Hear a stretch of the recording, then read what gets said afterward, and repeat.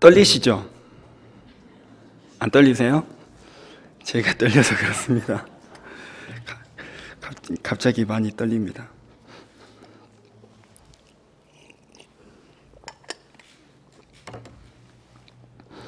네, 오늘은 총회가 정한 요전도의 주일입니다. 작년에도 제가 요전도의 주일 설교를 했었거든요. 근데 올해도 우연치 않게 제가 설교를 맡게 되었습니다. 이런 영광을 얻게 되어서 감사하면서도 상당히 부담스럽습니다. 제가 사역을 오랫동안 한 것은 아니지만 성도로서의 경험이나 아니면 사역자로서의 경험을 되돌아볼 때 요전도의 힘이 가장 많이 나타나는 곳이 어디인가, 제 생각으로는 주방인 것 같습니다. 주방에서 요전도의 힘이 가장 많이 나오는 것 같은데, 저는 그것을 알기 전에는 주방은 성도들에게 맛있는 식사를 섬기기 위해 애쓰는 사랑의 장소인 줄로만 알았습니다. 네, 그게 순진한 저의 착각이었었습니다.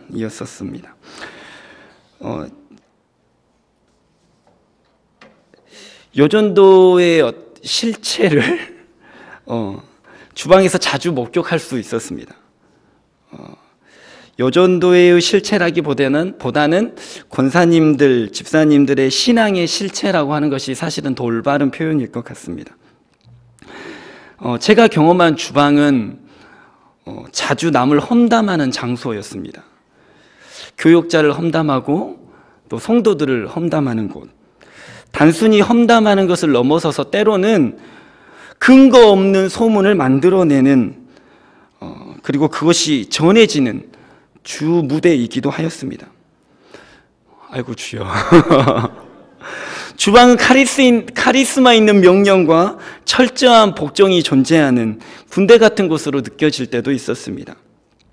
주방에서 편이 갈라지기도 하고 왕따가 이루어지는 것도 본 경험이 있습니다. 성북교회가 그렇다는 얘기가 아니라 제 지금까지의 경험상 주방이 그런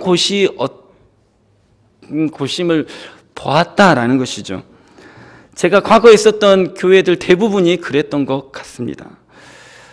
예배당에서는 한없이 거룩하고 사랑이 넘치는, 모든 것을 용납해 주실 것만 같은 그 인자한 권사님과 집사님들이 주방에서는 전혀 다른 사람으로 변해 있는 것을 보곤 합니다. 물론 목사님이 오실 때는 다시 예배당에 있을 때의 모습으로 순식간에 이제 변장을 하시죠. 그리고 목사님이 다시 나가시면 원래 모습으로 다시 돌아오시는 것을 봤습니다. 그래서 생각했습니다. 주방은 분명히 너무나 많은 분들의 수고와 사랑의 섬김이 있는 곳이지만 주방이 그대로 있으면 교회가 병들겠구나. 주방이 거룩해지지 않으면 교회가 힘들어지겠구나. 그래서 주방이 살면 요전도회가 살고 요전도회가 살면 교회가 살아나겠다라는 생각을 해보게 되었습니다. 혹시 우리 성도님들의 생각도 그런 비슷한 생각을 가지시는지요? 물론 우리 성북교회의 주방은 그 어느 교회보다 사랑이 넘치고 섬김이 넘치고 웃음이 넘치는 곳인 줄로 믿습니다. 작년에 제가 빌립보서 4장 말씀을 통해서 교회란 무엇인가라는 말씀을 나누었습니다. 제가 방금 주방에 관한 이야기를 했는데 이와 비슷한 이야기들이 빌립보서에 있었습니다. 교회는 더 많은 소득을 추구하는 이익단체가 아니죠. 교회는 효율을 추구하는 자본주의 단체도 아닙니다. 교회는 하나의 가정인 것이죠. 예수 그리스도의 보혈로 죄사함을 받은, 그래서 하나님을 아버지라 부를 수 있는 형제와 자매들이 모여 있는 곳, 그래서 우리는 교회를 가정이라고 부를 수 있습니다. 그래서 교회가 마땅히 가정이어야만 한다면 교회가 추구하는 가장 최고의 가치 또한 가정이 추구하는 가치, 즉 사랑이어야만 한다라는 이야기를 작년에 나누었습니다. 그렇게 나누었는데 바울이 빌립보 교회에 편지를 쓸 때 마지막에 유오디아와 순두계에게 주 안에서 서로 하나가 되어야 된다고 편지를 썼습니다. 기억나시죠? 이 유오디와 순두계는 빌립보 교회에서 중추적인 역할을 감당하는 사람, 지금으로 말하면 여전도회 회장님, 권사회 회장님이라고 불릴 수 있을 만한 직분을 가지신 분이죠. 그런데 그 둘에게 바울이 꼭 집어서 편지하기를 일 많이 하는 것이 다가 아닙니다. 정말 중요한 것이 있는데 그것은 서로 사랑해야 됩니다. 라는 것이었습니다. 하나님이 우리에게 기대하시는 것, 그것은 위대한 사역이 아니라 하나님을 닮은 위대한 사랑인 줄로 믿습니다. 그래서 주방에서도 마찬가지로 어떻게 하면 맛있는 음식을 빨리 많이 만들어낼 수 있는가, 이것이 중요한 것이 아니라 섬기는 자와 섬김을 받는 자 모두가 이 하나님의 사랑을 담고 배워가고 맛볼 수 있는가, 이것이 가장 중요한 것 같습니다. 특별히 우리 성북교회 여전도회가 그 사랑을 더욱 많이 닮아가시기를 다시 한번 예수님의 이름으로 축복합니다. 오늘 여전도회 주일 함께 나눌 말씀은 마태복음 28장 16절부터 20절의 말씀인데요. 부활하신 예수님께서 승천하시기 전에 제자들에게 하신 말씀 중에 하나입니다. 16절의 본문을 보니까요, 11제자가 갈릴리에 가서 예수께서 지시한 산에 이르렀다라고 말씀하고 있습니다. 예수님은 툭하면 제자들을 산으로 부르십니다. 예수님이 바다보다 산을 좋아해서가 아니라 무슨 산악훈련을 시키시려고 산에 부르신 것이 아니라 이 성경에서 사는 하나님의 임재를 뜻하는 것입니다. 그래서 제자들을 산으로 불렀다라는 것은 단지 장소적인 의미만을 갖고 있는 것이 아니라 예수님은 제자들에게 말씀을 가르치셨다. 예수님은 제자들과 함께 기도하였다. 예수님은 제자들과 함께 예배하였다라는 의미로 해석해야 되는 것입니다. 배신하여서 사도의 자리를 이탈한 한 사람, 가룟 유다를 뺀 이 11명의 제자들이 예수님과 함께 산에 올랐습니다. 그리고 예수님은 그 제자들에게 말씀하십니다. 18절, 예수께서 나와 말씀하여 이르시되 하늘과 땅의 모든 권세를 내게 주셨으니, 아멘. 하늘과 땅의 권세를 누구에게 주셨습니까? 내게, 예수님에게 주셨습니다. 제자들에게 준 것 아닙니다. 내게, 아이네입니다. 아이네. 하나님이 나에게, 예수님에게 하늘과 땅의 모든 권세를 주셨다라고 말씀하고 있는 것이죠. 우리에겐 아무런 권세가 없음을 알아야 됩니다. 예수님에게 모든 권세가 있습니다. 그래서 19절 말씀을 보면 그러므로 라고 시작하고 있죠. 이것은 앞에 있는 말씀, 하나님께서 예수님에게 하늘과 땅의 모든 권세를 주셨습니다 라는 것을 의미합니다. 예수님께 모든 권세가 있으니까 그 다음에 19절 어떻게 하라고요? 19절부터 20절의 중반부를 읽어보겠습니다. 그러므로 너희는 가서 모든 민족을 제자로 삼아 아버지와 아들과 성령의 이름으로 세례를 베풀고 내가 너희에게 분부한 모든 것을 가르쳐 지키게 하라. 아멘. 내가 너희에게 능력을 줄 테니까 내가 승천하고 나면, 내가 하늘로 올라가면 나면 너희는 그 능력을 가지고 모든 민족을 제자로 삼아서 가르치고 지키게 하라. 이렇게 말씀하신 것이 아니다라는 것이죠. 내가 너희에게 능력을 줄게 이렇게 말씀하신 것이 아니었습니다. 우리가 살펴보았듯이 능력은 오직 예수님에게만 있습니다. 그 능력을 가지고 계신 예수님께서 별 능력 없는 우리를 보내시는 겁니다. 그렇다면 우리같이 연약하고 부족한 사람이 어떻게 해서 하나님의 사역을 감당할 수 있겠습니까? 연약한 우리가 하나님의 일을 감당할 수 있는 비결은 오직 한 가지이죠. 예수님의 함께 하심입니다. 20절의 후반부, 그래서 볼지어다 내가 세상 끝날까지 너희와 항상 함께 있으리라. 이렇게 말씀하시는 것입니다. 예수님께서 내가 너희하고 항상 있을게. 세상 끝날까지 내가 너희와 항상 있을 거야. 너희는 능력이 없지만 능력 있는 내가 항상 함께 할 테니까 걱정하지 말고 염려하지 말고 두려워하지 말고 너에게 맡겨진 사명과 소명을 감당하라 라고 말씀하십니다. 하시는 것이죠. 그래서 우리는 예수님과 동행할 때만 이 하나님의 일을 할 수 있습니다. 제자 삼는 일, 이 일을 할 수 있는 것이죠. 교회 일을 한다고 해서 다 하나님의 일이 아닙니다. 교회 일을 한다고 해서 다 하나님의 일을 하는 것이 아닙니다. 예수님과 동행하지 않으면 그 능력은 나에게로부터 나오는 능력이기 때문에 그 일은 하나님의 일이 아니에요. 하나님의 일이 될 수가 없습니다. 내 힘으로는 죽었다 깨어나도 할 수가 없어요. 하나님이 주신 힘으로, 예수님이 주신 힘으로 우리가 할 수 있는 것이죠. 그래서 예수님과 동행하지 않으면 우리는 교회의 많은 일들을 감당할 수는 있겠지만 하나님이 원하시는 제자의 열매는 맺을 수 없게 된다라는 것입니다. 왜냐하면 우리에게는 그 능력 자체가 없기 때문입니다. 그렇다면 제자 삼는 일은 무엇인가? 예수님과 동행함으로 예수님의 능력을 힘입어서 해야 되는 제자 삼는 일이란 무엇인가?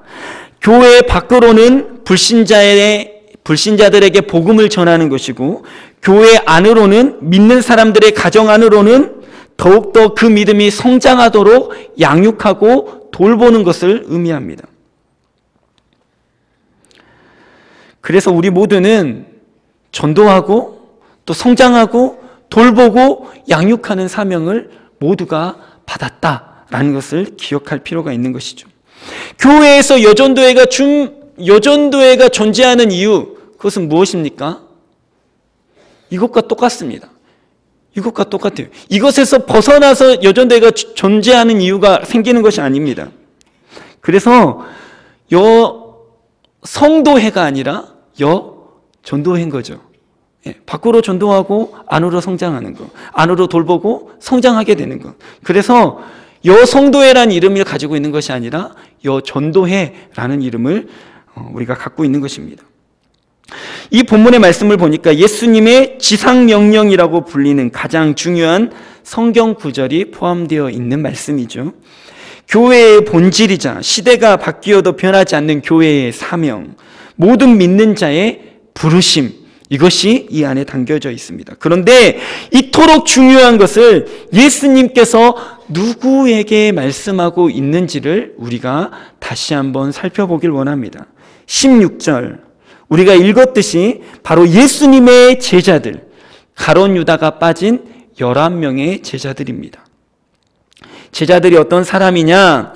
예수님의 공생의 기간 내내 예수님과 함께한 사람들입니다. 예수님과 먹고 마시고 자고 따라다니고 가르치신 것 모두 다 듣고 예수님이 베푸신 기적들을 모두 다 눈으로 본 사람들이라는 것이죠. 예수님께 직접 말씀을 배운 사람들입니다. 예수님께서 그 발을 친히 닦아주셨던, 그 발 씻음을 받았던 사람들, 가장 가까운 곳에서 예수님의 사랑과 은혜와 섬김을 받았던 사람들이라는 것이죠. 뿐만 아닙니다.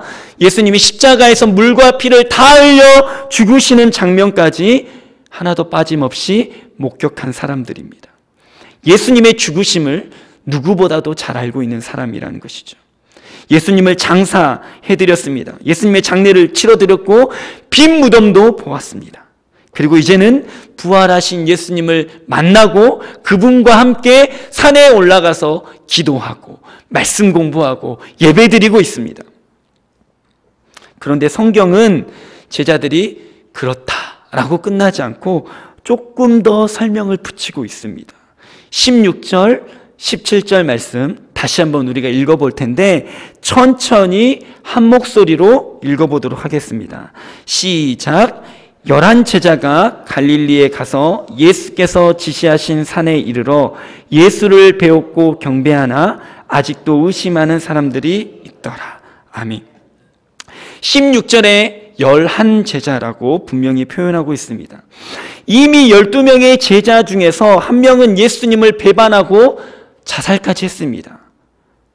그래서 모든 제자들이 모였다라고만 표현해도 이 복음서를 읽고 있는 사람들은 11명이 모였다는 사실을 알까요? 모를까요? 알아요. 다 알아요. 이미 앞서서 다 기록해 놨으니까. 모든 제자들이 모였다라고 해도, 모든 사도들이 모였다 해도 11명이 모인 줄 알고 있습니다. 그럼에도 불구하고 모든 제자라고 표현하지 않고 꼭 집어서 11명이 모였다라고 표현하고 있는 것이죠. 이 숫자를 노골적으로 표현하고 있는 겁니다. 12, 이것은 유대 사회에서 아주 중요한 의미를 갖고 있는 숫자입니다. 하늘의 숫자가 3이고 땅의 숫자가 4입니다. 하늘과 땅이 더해진 7이라는 숫자는 우리가 완전수로 잘 알고 있죠. 그래서 3과 4가 곱해진 이 10이라는 숫자도 완전한 숫자로 유대인들에게는 기억되고 있습니다. 어떤 미신에 관한 이야기가 아니라 완전함을 표현할 때는 이 7이라는 숫자나 10이라는 숫자를 사용했다라는 것입니다. 그래서 12제자를 부르셨다라는 이 말에는 하나님이 온전한 제자들, 완전한 제자들을 부르시고 공생애를 시작하신다라는 의미가 담겨져 있는 것이죠. 그래서 사도행전 1장을 보시면 예수님이 승천하신 후에 예수님이 승천하신 후에 제자들만 남았을 때 가장 먼저 한 일이 있습니다. 무엇인지 아십니까? 우리 여전도의 회원들만 대답을 한번 해보시겠어요? 예수님이 승천하신 후에 제자들만 남았을 때 가장 먼저 한 일. 왜? 누가 말씀하셨어요? 네, 감사합니다. 감사합니다. 이렇게 빨리 말씀하실 줄 몰랐어요. 좀 뜸들이면 제가 상품을 드리겠다고 말하려고 그랬는데 이렇게 일찍 말씀하셨습니다. 그래도 제가 드리겠습니다. 무슨 상품이냐면요, 신약 읽기 내비게이션, 다음 주 토요일 날 세미나 교재입니다. 무려 정가가 24,000원. 제 사비로 사드리는 겁니다. 예배 끝나고 드리겠습니다. 가룟 유다를 대신해서 사도의 직분을 감당할 수 있는 사람을 뽑았습니다. 가장 먼저 한 일이 이것이라는 것이죠. 12를 마치기 위해서입니다. 이것은 단지 이제 12명이 되었다라는 의미가 아닙니다. 하나님의 사역을 위해서 우리가 다시 한번 온전하게 준비한다라는 의미를 가지고 있는 것이죠. 그렇다면 마태복음 28장 16절, 예수님이 이 위대한 명령과 사명과 부르심을 우리 가운데 주실 때 모든 제자라고 표현하지 않고 11제자라고 표현하는 것, 이것은 무슨 의미가 있겠습니까? 이 11, 11라는 숫자에는 불완전함, 실패, 절망, 이것이 다 들어있는 거예요. 예수님께서 불완전한 제자들도 다시 부르셨다. 실패한 제자들도 다시 부르셨다. 절망 가운데 있는 제자들도 다시 부르셨다. 가망 없는 이 사람들을 다시 부르셨다라는 의미가 11라는 숫자에 담겨져 있는 것이죠. 의기소침해 있는 이 제자들을 다시 부르셨습니다. 그런 제자들을 불러주셨으니까 은혜구나, 하나님 감사합니다 라고 고백되어지는 것이 아니라 그 뒤에 보니까 더 성경이 슬픕니다. 17절 하반부, 아직도 의심하는 사람들이 있더라. 수백 명, 수천 명, 수만 명 모였는데 그 중에 몇 사람이 아직도 의심하고 있더라. 아닙니다. 지금 몇 사람 모였다고요? 11사람 모였는데, 그거 조금 모였는데 그 중에서 의심하는 사람이 있더라 하는 거예요. 이 11사람이 보통 사람입니까? 오중이 또중이 모아놨는데 그 중에서 의심한 사람이 있는 겁니까? 예수님의 공생애를 처음부터 끝까지 실패와 절망까지 경험하고 이제는 부활하신 예수님 만난 사람들이잖아요. 십자가만 본 사람이 아니라 부활하신 예수님을 만난 사람들이라는 거예요. 그런데 아직도 긴가 민가, 이게 꿈인가 생신가, 내일 눈 떠보면 다른 인생이 펼쳐진 거 아닌가, 이런 생각을 하면서 살아가고 있었다라는 것이죠. 예수님과 산에 머물며 있으면서, 예수님과 함께 기도하고 있으면서, 예수님과 함께 말씀 공부하고 있으면서, 예수님과 함께 예배드리고 있으면서 여전히 의심하고 있었다라는 것입니다. 부활하신 예수님과 함께. 11명 중에 몇 사람은 아직도 의심하고 있었습니다. 예수님을 배신하고 배반하여 떠나갔던 마음이 여전히 존재하고 있었다라는 것이죠. 하나님을 온전히 신뢰하는 마음이 부족했습니다. 하지만 예수님께서는 그것을 다 아시면서도 제자들에게 이 위대한 사명을 맡기고 하늘로 오르셨죠. 예수님은 자기의 생명을 주어서라도 이루어가자 하셨던 이 구원의 사역, 이것을 여전히 의심하고 있는 제자들에게 맡기고 가셨습니다. 부탁하셨습니다. 만약에 여러분이 예수님이셨다면 어떨 것 같으세요? 제가 예수님이었다면 저는 아마 의심하는 마음을 가지고 있는 제자들을 호명했을 겁니다. 베드로 나와. 야고보 웃지 마. 너도 마찬가지야. 나와. 너 어떻게 나한테 그럴 수 있어? 너 다 굴기 전에 3번 부인한다고 말할 때 너 아니라고 너 그렇게 발뺌하고, 내가 부활해서 나타났는데 그때는 나 십자가 질 때는 그렇다 치자, 용기 없어서 두려워서 그렇다 치자, 부활해서 내가 너 만나줬는데 너 아직까지 이렇게 의심할 수 있냐? 도마 너 내 옆구리에 나 찔러보라고 그랬는데 너 아직도 의심하고 있냐? 라고 말했을 것 같아요.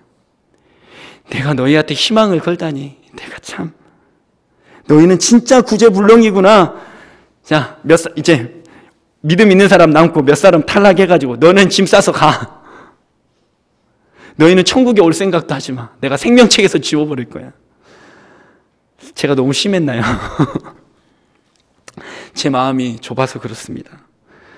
제가 아내한테도 엄청 잘 하다가도 아내가 제 마음을 몰라주면 엄청 서운하고 화가 나고 그러더라고요. 그래서 제가 예수님이었다면 아마 제자들에게 그렇게 호되게 뭐라고 했을 것 같아요. 그런데 예수님은 이 제자들의 믿음 없음과 의심함과 부족함과 연약함을 다 아시면서도 다시 한번 큰 사명을 제자들에게 부탁합니다. 이유는 무엇이냐? 우리가 감당할 수 없는 큰 짐을 주어서 우리를 피곤하게 하고 힘들게 하기 위해서가 아닙니다. 하나님이 우리에게 상 주시기 위해서인 것이죠. 하나님의 일에 동역함으로 말미암아 우리에게 잘했다, 착하고 충성된 종아, 우리에게 상 주시기 위함입니다. 우리는 힘 없는데 어떻게 상 받고 어떻게 칭찬받습니까? 하늘과 땅의 권세를 다 가지고 계신 그 예수님과 동행함으로. 일의 능력은 하나님께 있고 우리는 동행하고 순종하면 되는 것이죠.